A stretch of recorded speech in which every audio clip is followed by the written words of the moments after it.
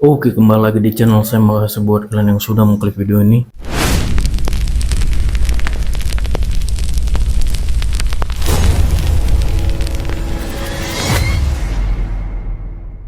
Gimana kabar kalian hari ini? Baik-baik saja kan? Kali ini terkait Rismond yang rupanya ketahuan ya penelitiannya abal-abal. Dan kali ini juga terkait Roy Suryo CS rupanya dibackingi oleh ormas haram.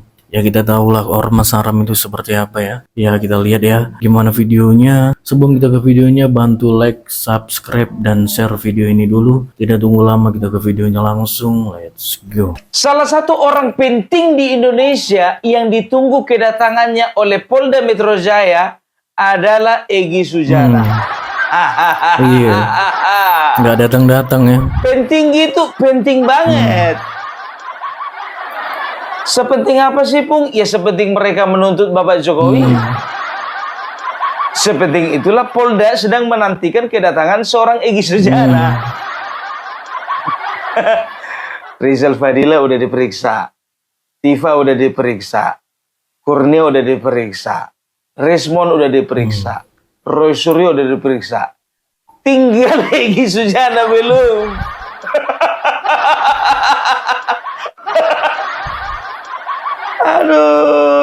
Aduh ya. Tapi gimana? Ya, Rismond perasaannya gimana setelah dilakukan pemeriksaan kemarin? Tenang ya Rismond ya, itu masih tahap awal Iya, ya. masih di awal itu ya kan. Itu klarifikasi dan status Anda hanya sebagai saksi. Ya, nanti ketika terbukti kuat bahwasanya kalian itu memang betul melakukan pencemaran nama baik dan juga melakukan tindak fitnah, naiklah dari penyelidikan ke penyidikan, naik juga status kalian itu jadi tersangka. Nggak apa-apa lah, naik kelas. Iya. Naik kelas ya, jangan turun kelas. Inilah naik kelas yang paling tidak menggembirakan.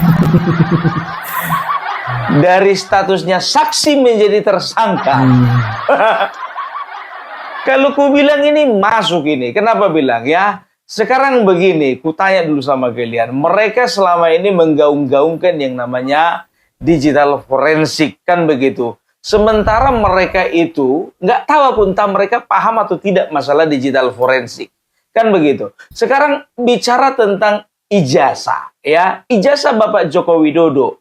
Mana yang kita percaya? Ijazah yang mereka terangkan ya di media sosial atau ijazah berbentuk fisik? Fisik lah jelas. Itu dulu, ya. Ya, itu dia. Jadi mereka sedang berusaha ya menggiring mindset masyarakat untuk percaya ijazah asli itu yang disebarkan di media sosial. Padahal ijazah asli itu yang berbentuk fisik itu. Yang megang siapa? Pak Jokowi. Sudah jelas. Ijazah satu-satunya yang memegang itu adalah si penerima ijazah. Ya jelas ya kan. Tapi mereka dengan apa namanya? Dengan cerobohnya ya, mereka itu menggiring opini seolah-olah bahwasanya ijazah yang disebarkan di media sosial itu adalah yang asli. Kan begitu. Padahal bukan. Nah, kita berangkat dulu dari kesadaran ini, ya. Sekarang begini, berbicara digital forensik. Sekarang begini, kalau berbicara digital forensik, ya, itu berbeda dengan yang namanya forensik. Berbeda ya. Kalau digital forensik, ya, itu adalah forensik yang dilakukan terhadap apa namanya? Sesuatu yang berhubungan dengan digital ya. Kalau bicara tentang ijazah itu bukan digital forensik tapi forensik secara fisik gitu loh ya. Jadi ijazah itu nanti dibawa ya ke laboratorium forensik ya, ditangani oleh orang-orang yang ahli. Ya, bagaimana cara mengetahui bahwasanya ijazah itu asli? Ya, katakanlah kertasnya itu ya akan diberikan sebuah katakanlah bahan kimia. Dari bahan kimia itu mungkin ada reaksi terhadap kertas tersebut.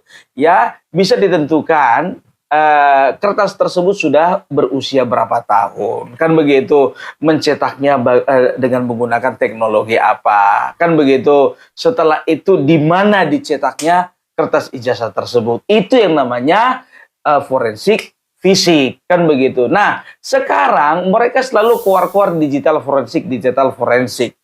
Mereka itu seolah-olah seperti ini, ya.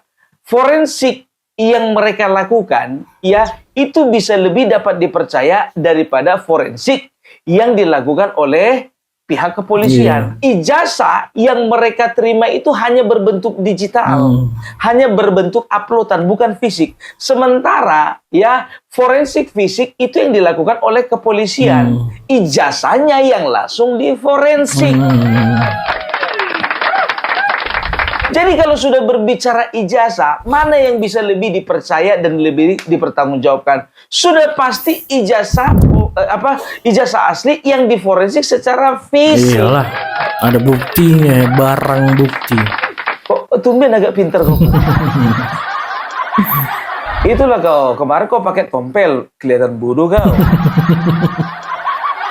Kau bikin pula topi sama kacamata, ya kan, gaya-gaya pengacara yang ada di Kamboja itu, makin nampak kelihatan bodohnya kau.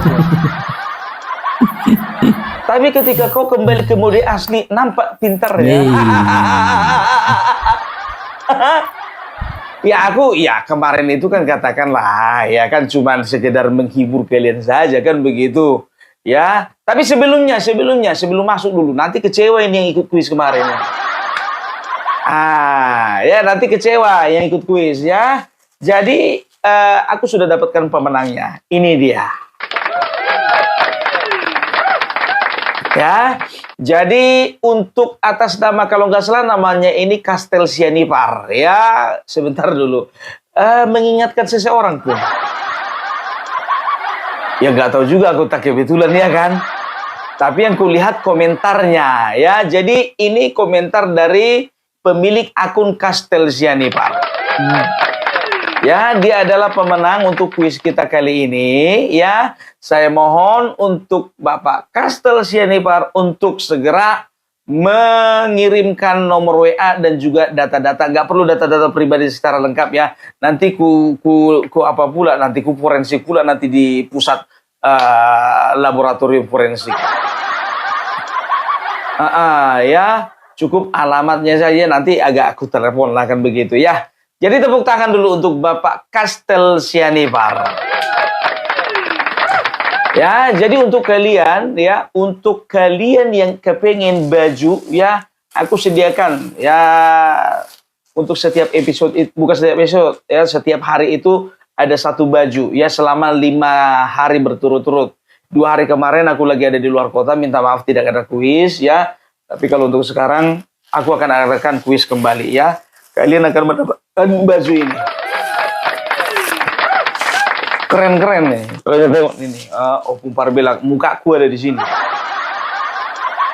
Ya, ya kan. Setelah itu, ya, aku akan bacakan lagi kuisnya ya. Dan ingat ya, kuisnya hanya di kolom komentar. Ingat itu. Ya, kuisnya hanya di kolom komentar. Aku jadi bingung soalnya nanti ya.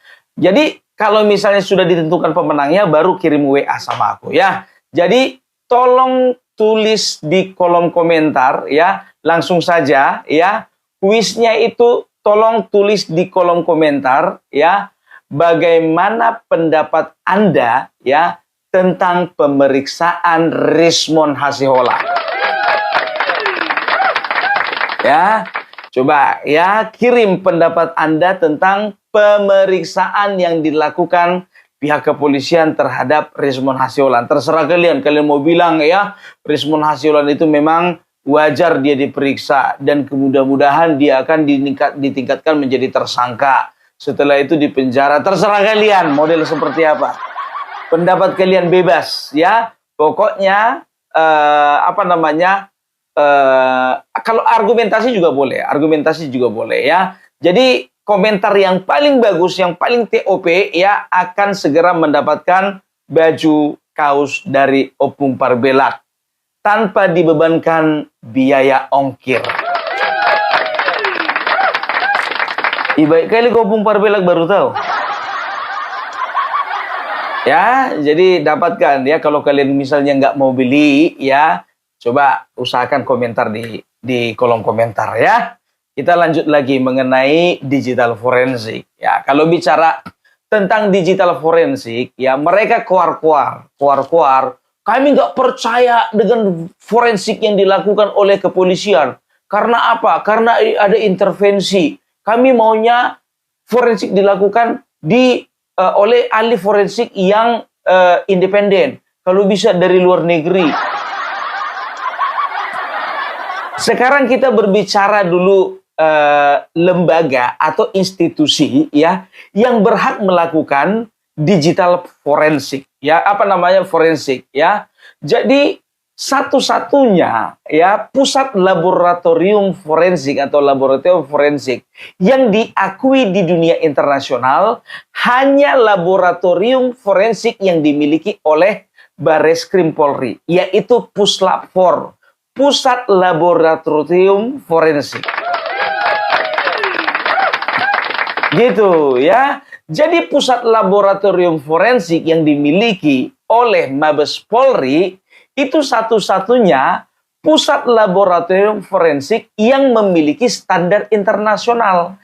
Karena apa? Karena Puslap-4 yang ada di Mabes Polri ya itu standarnya sudah standar ISO atau ISO. Apa itu standar ISO ya? ISO itu ya itu bahasa Inggrisnya International Organization for Standardization. Ya, bukan kayak yang sebelah sana ya. Ya, I know we have a trouble with the undang-undang.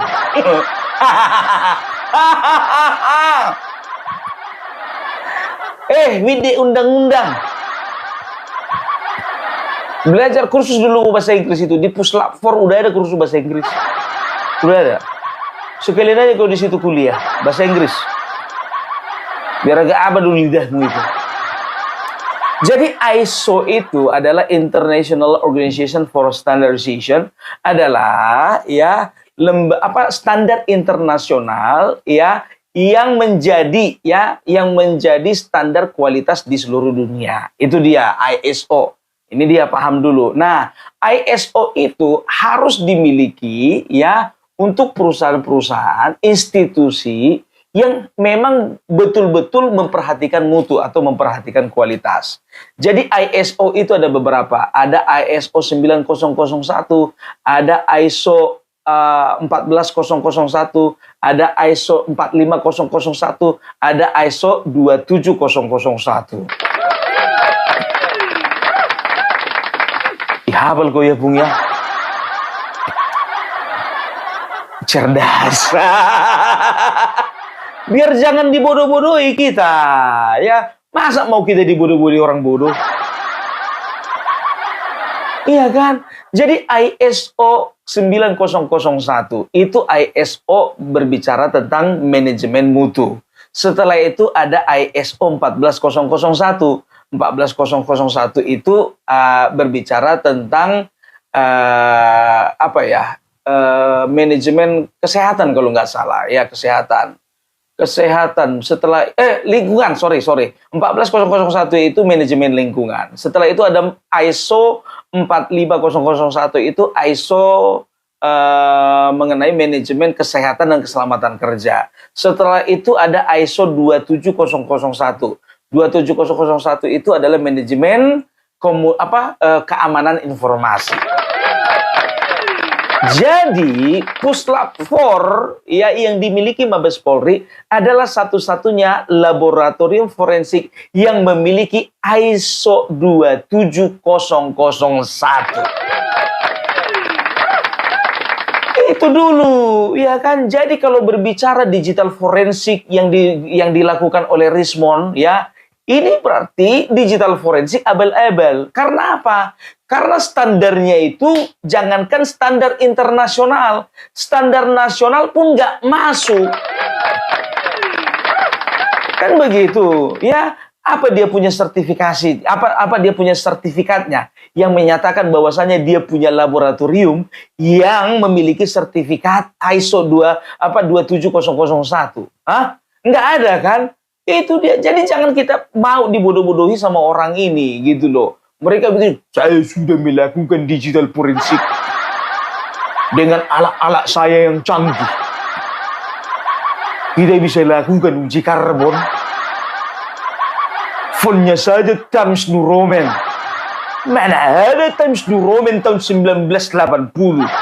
Times New Roman itu baru ada tahun 1985.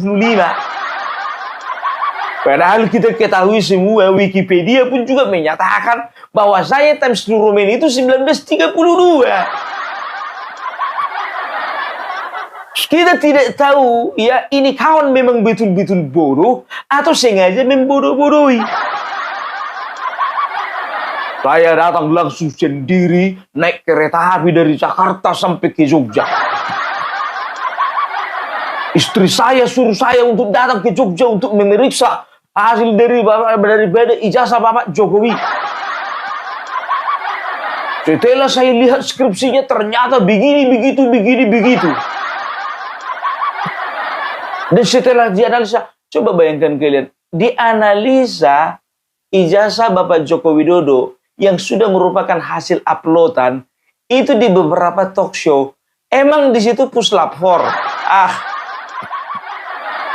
Apapun yang kalian sampaikan ya di talk show, di podcast dan segala macamnya, itu tidak bisa dipertanggungjawabkan. Karena apa? Karena hasil dari forensik ya itu harus dikeluarkan oleh institusi resmi ya dari sebuah laboratorium forensik. Itu jadi bisa dikatakan ya digital forensik ini tidak tepat ya digunakan untuk memeriksa keaslian sebuah ijazah. Karena apa? Ijazahnya masih ada. Kecuali contohnya ya ijazahnya keluar tahun 2345 sebelum Masehi. Ya, dan ijazahnya itu nggak ada, hanya berupa uploadan ya dari zaman prasejarah. Ya mungkin itu yang paling mendekati ya digital forensik, namanya juga digital. Tapi kalau sudah ijazah asli ada fisiknya, nggak perlu digital forensik, kan begitu. Nah sekarang kalian tidak terima dengan dengan pernyataan Bareskrim yang menyatakan bahwasanya ijazah Bapak Joko Widodo asli, kan begitu. Kenapa kalian tidak bisa menerima? Padahal yang mengeluarkan hasilnya itu adalah Puslap 4, satu-satunya laboratorium forensik yang sudah ISO 27001 international standard. Jadi betul sebetulnya ya misi kalian itu adalah memang betul-betul untuk mencemarkan nama baik Bapak Jokowi, dan setelah itu memfitnah Bapak Jokowi, memframe bahwasanya Bapak Joko Widodo penipu, pembohong, supaya apa? Tujuannya tujuan politis. Kalian berusaha untuk melemahkan eksistensi Bapak Joko Widodo di tahun 2029. Kalian ingin mereduksi ya dominasi Bapak Joko Widodo di dunia perpolitikan di tahun 2029 nanti ya. Aku nggak tahu ya, tapi perasaanku kalian terima bayaran yang cukup besar hanya untuk mengulik-ulik masalah ijazah Bapak Jokowi. Siapa di belakang mereka ini? Kemarin aku belum lanjut. Yang pertama, sudah pasti para bisnismen nakal ya, yang kemarin aku katakan bahwasanya ya mereka terganggu, kerajaan bisnis mereka terganggu oleh karena kebijakan-kebijakan di era pemerintahan Bapak Jokowi. Kenapa mereka tidak berhenti? Ternyata kebijakan-kebijakan itu dilanjutkan lagi oleh Bapak Prabowo. Sehingga kerajaan bisnis mereka tidak semaksimal kemarin. Dan bisa saja bisnis mereka ini terancam mati. Kan begitu? Itu yang pertama. Baru yang kedua, siapa di belakang mereka? Bisa saja ini pihak asing. Kan begitu. Contohnya Amerika Serikat. Amerika Serikat kemarin waktu Bapak Joko Widodo di Vatikan ya dicuekin oleh Donald Trump ya. Lalu pihak sebelah ya anak-anak Abah mengatakan, lihatlah itu nggak ada yang kenal sama Joko Widodo. Karena apa? Donald Trump nggak mau salam. Nggak peduli mau Donald Trump mau nggak salam ya, tidak mengurangi wibawa Bapak Joko Widodo di mata dunia. Karena kita tahu Donald Trump ya secara ya nasional ya secara negara ya dia itu tidak suka dan benci dengan Bapak Joko Widodo karena apa? Karena kebijakan yang dilakukan oleh Bapak Joko Widodo, salah satu perusahaan terbesar Amerika Serikat yaitu PT Freeport kehilangan untung maksimal. Tadinya negara kita hanya mendapatkan untung hanya sekitar 8% ya. Ingat ini saham dan keuntungan sekitar 8%.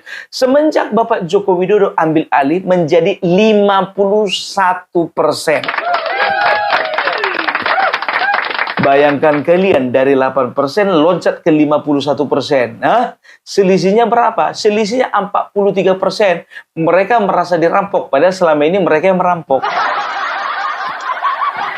Ya, setelah itu negara mana lagi? Negara Uni Eropa. Ya, ketika Bapak Joko Widodo mengatakan bahwasanya nikel tidak bisa lagi ya untuk diekspor begitu saja, ya nikel itu memang harus betul-betul dikelola atau diolah dulu di dalam negeri baru diekspor diekspor menjadi barang setengah jadi atau menjadi barang jadi.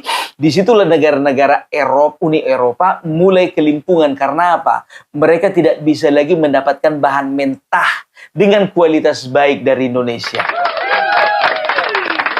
Ya kalau mereka beli barang setengah jadi atau barang jadi, otomatis mereka mendapatkan barang lebih mahal daripada yang sebelumnya. Kan begitu ya. Apalagi Bapak Joko Widodo waktu itu zaman pemerintahnya, mereka juga beliau itu juga bikin smelter ya. Kalau nggak salah di mana ya, lupa aku, di daerah Jawa Tengah, entah Jawa Timur ya, untuk pengolahan emas. Kan begitu. Pemurnian emas. Jadi sebelum dikirim ke luar negeri, sebelum dipasarkan, harus masuk dulu ke smelter. Padahal dulu sudah enak mereka, ya emas bahan mentah, nikel bahan mentah, semua bahan mentah. Ya Indonesia ya cuma sebagai eksportir doang kan begitu, eksportir kecil. Nah kan begitu ya. Setelah itu apa? Seperti pelarangan ya Bapak Joko Widodo membuat kebijakan pelarangan mengekspor TBS, tandan buah segar ya. Artinya apa? Ya, di sini Bapak Joko Widodo menginginkan ya supaya tandan buah segar itu atau CPO itu ya itu harus dikelola di dalam negeri dulu. Nah, setelah dibuat kebijakan seperti itu ya, kita bisa lihat bagaimana sekarang petani-petani sawit dan juga pekerja-pekerja sawit bisa sejahtera karena apa? Karena harga sawit sekarang sudah menyentuh angka di 3.500 sampai ke 4.000 per kilogram. Aku masih ingat ya di tempatku ya ini bisa dikatakan banyak sekali kelapa sawit ya. Aku pernah tinggal di sebuah tempat yang banyak kali kelapa sawit. Bisa dikatakan hampir 90% ya itu potensi alamnya itu potensi kelapa sawit ya. Nah, waktu itu aku lupa ya tahun berapa ya mungkin tahun 2009 ya 2009 waktu itu semua CPO itu dikirim ke luar negeri banyak ya lebih banyak daripada yang diolah di dalam negeri. Akhirnya apa tahu kalian ya waktu itu petani sawit menjerit karena apa bisa menyentuh angka Rp500 waktu itu 1.500 itu harga standar ya. Tapi karena saking saking berantakannya gitu loh ya sistem ekspor impor yang memang membabi buta, ya itu akhirnya membuat sawit-sawit yang ada di tempat saya itu ya itu menjadi murah dari 1.500 turun ke 1.000, lama-lama 500, lama-lama pernah 300. Banyak orang yang memang butuh-butuh sampai ada kejadian ya dia itu meninggal gara-gara apa? Dia udah kredit mobil 3, yang mobil untuk angkutan sawit, begitu turun anjlok, nggak sanggup dia bayar kredit. Itu dia, ya. Jadi bisa dikatakan, ya, negara ya di belakang mereka ini sudah pertama, ya sudah pasti pertama pebisnis nakal. Baru yang kedua, yaitu apa namanya tadi, negara-negara asing, Amerika dan juga negara-negara yang ada di Uni Eropa, ya. Setelah itu siapa lagi di belakang mereka? Ya, kita bisa lihat bagaimana peran serta orang-orang ya yang dalam tanda kutip X dari anggota-anggota organisasi terlarang seperti FPI dan juga HTI, ya, itu ada di belakang mereka. Lihat aja pengacaranya itu, belak-belakan ku bilang, ya, Ahmad Kosinudin itu adalah pengacara, ya, dari HTI, ya, beberapa tahun yang lalu. Kita sudah tahu bahwasanya itu organisasi terlarang, ya. Kalau sudah berbicara terlarang, artinya apa? Ilegal, artinya tidak bisa lagi apa namanya eksistensinya itu boleh ada di Indonesia. Itu kan berarti sama dengan ya itulah dia yang membantai para jenderal tahun 1965. Ada sebuah organisasi yang membantai ya jenderal ya pahlawan revolusi itu tahun 1965. Ya bisa dikatakan ya mereka itu seperti ini gitu ya, pola-polanya seperti itu gitu ya. Jadi bisa dikatakan sama gitu kalau sudah dilarang kan begitu ya. Kenapa negara melarang? Ya, kenapa negara melarang ormas-ormas tersebut berkembang biak di negara kita? Karena ada potensi untuk menghancurkan sendiri negara Indonesia dari dalam. Kan begitu. Karena tujuan mereka itu ya HTI, Hizbut Tahrir Indonesia, mereka ingin mendirikan negara di dalam negara dengan tujuan satu ketika nanti mereka bisa merubah ya negara ini dalam hal sistem pemerintahan, ideologi dan juga ya tatanan kehidupan di negara ini itu mereka akan rubah seperti negara-negara yang kemarin pernah dikuasai ISIS. Ya kan, itu jelas ya di belakang mereka ya. Nggak mungkin pukul fitnah kau fitnah. Pengacaranya itu tengok. Dan juga kebanyakan kebanyakan ini ya di belakang mereka ini yang kemarin juga bergerak mendukung HTI ya. Itu nggak bisa disangkal lagi gitu loh. Satu lagi ya di belakang mereka adalah orang-orang yang dulu pernah berjasa terhadap bangsa ini. Tapi ketika mereka tidak dapat bagian, tidak dapat jatah, tidak dapat kursi, akhirnya mereka sakit hati. Baik dari sipil ataupun dari militer. 4. Bisnis nakal, asing, ormas terlarang, dan juga orang-orang yang tidak dapatan jatah. Remeh-temeh memang masalah ijazah palsu Bapak Joko Widodo. Tapi di belakangnya ada siapa? Kan begitu. Tujuan mereka apa? Goal mereka apa? Ya. Jadi kalau dikatakan ya yang namanya Roy Suryo, Rismon, Tifa, Kurnia, Rizal, setelah itu siapa namanya Egy Sujana? Aku tanda tanya besar. Ya, kira-kira berapa dana yang mereka dapatkan untuk aksi ini? Ini pertanyaanku, ya kan, tidak menuduh. Ini pertanyaanku. Ya bisa saja benar, bisa saja tidak. Ya kalau misalnya tidak, ya buktikan sendiri. Kalau benar contohnya, ya kita lihat bagaimana ke depan. Ya kan, itu dia.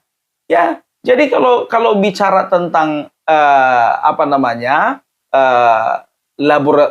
hasil forensik dari ijazah Bapak Joko Widodo, apapun ceritanya mereka akan menolak gitu loh. Mereka katakan apa? Kami nggak percaya dengan hasil yang dirilis oleh Barreskrim karena ada intervensi. Intervensi malah PMI. Udah kurang apa coba? Ya intervensi dari siapa? Bapak Joko Widodo. Bapak Joko Widodo sekarang itu cuma masyarakat biasa. Kan begitu. Kalian tuntut untuk pergi ke Singapura untuk melakukan digital forensik. Kalian kira negara ini negara tidak berdaulat? Ini negara berdaulat, men. Kalau sempat cuman masalah sekecil ini, masalah sekecil ini mendatangkan tenaga atau ahli forensik dari negara luar, mau di mana ditaruh mukanya bangsa ini, ya? Berarti apa? Mereka menginjak-injak kedaulatan kita, gitu. Yang mereka inginkan apa? Kita dipermalukan, kan begitu? Udahlah, nggak perlu. Karena apa? Tetap juga ini tidak akan terjadi. Karena apa? Kepolisian dalam hal ini tidak akan pernah mengizinkan siapapun ya menginjak-injak kedaulatan negara Republik Indonesia. Jadi mereka sengaja memframing ya masyarakat bahwasanya kepolisian bertindak tidak independen, kan begitu, dengan tidak mau mendatangkan tenaga ahli forensik dari luar negeri.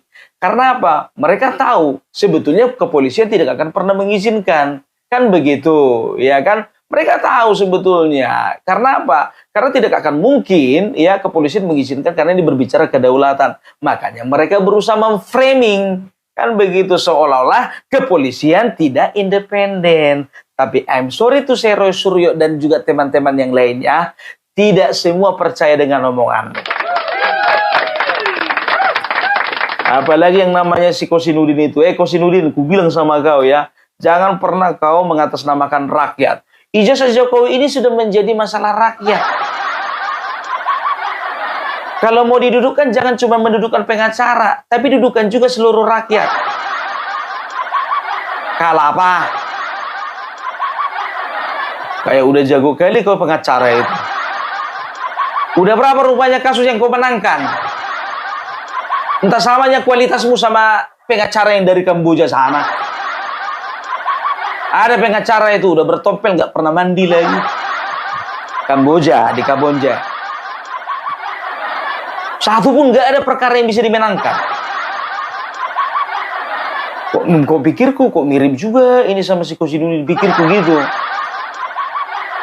Banyak kali gayamu, ya kan? Jadi udahlah ya. Sekarang terserah kalian, terserah kita semua. Kita itu mau dibodoh-bodohi ya sama orang bodoh apa enggak? Itu aja sekarang ya. Padahal Puslapor Polri ya itu sudah ISO 27001. Betul-betul memang sudah standar internasional gitu loh.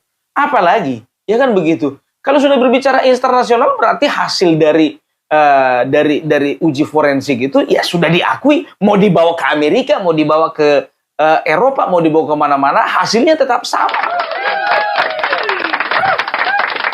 Dan Indonesia adalah salah satu negara ya dari 162 negara yang tergabung dalam ISO ini gitu loh. Jadi mau dibawa kemana coba ya? Jadi udahlah, sudah hilang itu semuanya Roy Suryo ya. Sekarang ya Bapak Joko Widodo sudah tahu. Kalau aku bilang beliau sudah tahu siapa di belakang kalian. Beliau sudah tahu berapa kalian dibayar. Menurutku beliau juga sudah tahu apa tujuan kalian. Ya makanya ya, karena kalau waktu kemarin ya Bapak Joko Widodo ya pertimbangannya kalian itu rakyatnya, baru yang kedua tidak terlalu berbahaya ya. Tapi kalau untuk saat ini beliau beranggapan gerakan kalian ini sudah membahayakan ya. Gerakan kalian ini sudah memecah belah. Makanya beliau ambil jalur hukum. Kan begitu kan? Beliau sudah ambil jalur hukum. Selesai kalian, selesai. Nggak ada cerita lagi. Kalau udah selesai, udah nggak ada lagi cerita aku pakai tompel-tompelan. Kalau udah selesai, udah nggak ada lagi cerita aku pakai topi, pakai kacamata, pakai kumis di sini. Iya kan, Pung, coba dulu Pung, cosplay kau dulu jadi dokter Tipa. Maksudnya masuk kuliah aku pakai jilbab. Aku pakai kerudung. Pakai make up. Ya soalnya kan dokter Tipa belum, Egy Sujana udah, si Tompel udah. Ya, dokter Tipa belum Pung. Parah kalian, Bah. Ya. Jadi itulah dulu untuk hari ini ya. Jadi ingat kuisnya itu adalah ya bagaimana tanggapan kalian mengenai pemeriksaannya Rismon ya. Tulis di kolom komentar, bukan kirim ke WhatsApp. Ya, kalau kalian kirim ke WhatsApp itu aku anggap tidak sah. Jawaban tidak sah. Oke? Ya, jadi dukung terus channel Opung Parbelak karena dalam waktu dekat ini ya kita sedang merencanakan untuk berangkat ke IKN ya. Kalian tahu sendiri, Opung Parbelak dan juga teman-teman di YouTuber Nusantara akan bersama-sama bergerak ke IKN karena apa? Kita menganggap perlu untuk menyiarkan kepada kalian semua bagaimana persiapan-persiapan di IKN untuk tahun 2045. Dan kita akan berusaha menangkal berita-berita bohong tentang IKN ya. Karena aku tahu nanti setelah ijazah Joko Widodo mereka akan berusaha mencari isu lain. Tidak menutup kemungkinan mereka angkat tentang IKN. Ijazah Joko Widodo kita hajar. Masalah IKN juga isu mereka angkat kita hajar. Apapun ya hoax yang mereka lakukan, mereka sampaikan ya, Opung Parbelak dan juga YouTuber Nusantara siap untuk hajar semuanya. Itu dia. Oke, jadi itu dulu dari Opung Parbelak. Salam NKRI, NKRI harga mati. Oke, itu dia video gimana menurut kalian dan sampai bertemu di video saya selanjutnya. Bye.